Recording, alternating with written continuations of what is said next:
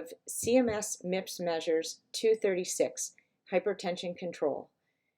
The definition of this measure is the percentage of patients 18 to 85 years of age who have a current diagnosis of hypertension and whose last blood pressure during the measurement period is adequately controlled at less than 140/90.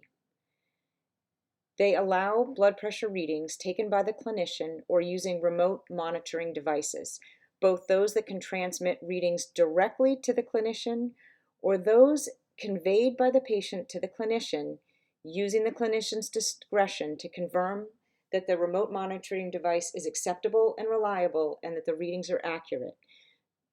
In short, you can use a patient's home blood pressure readings if you trust the patient's machine and the patient to give you accurate information. If there are multiple blood pressure readings on the same day, you can use the lowest systolic and the lowest diastolic readings as the most recent blood pressure. The workflow for this measure is simple. You're going to record the blood pressure taken during the visit in the vitals section. You'll note that there are two columns for blood pressure. One is blood pressure and the other is repeat blood pressure. When we search for readings for this measure, we are only looking in this column. So if you get a blood pressure reading that is high initially and the patient settles down during the appointment and you get a better reading, you can move the two so that the best reading that day is taken as the one that we're going to see for the measure. The exclusions for this measure are as follows: end-stage renal disease, dialysis, renal transplant, hospice, palliative care.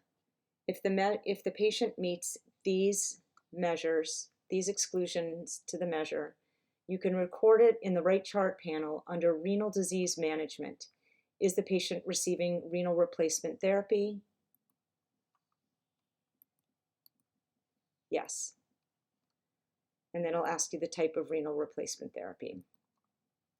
Now, this measure is another one of the measures that uses the frailty exclusions. As a review, you put these in at the end of the visit.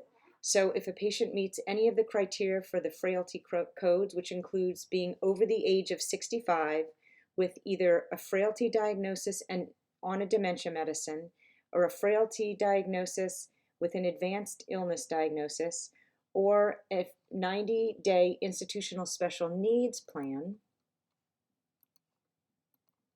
you can exclude this patient from this measure.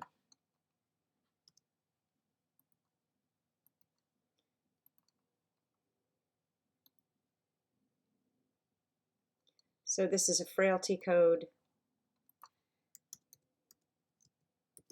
The patient has a long-term illness and when I code this visit, I'm going to go into macro exclusions and I will see greater than 65 with frailty and advanced illness diagnosis. Okay, when I code these in, it will exclude the patient from this and several of the other measures we have covered in previous videos. Thank you.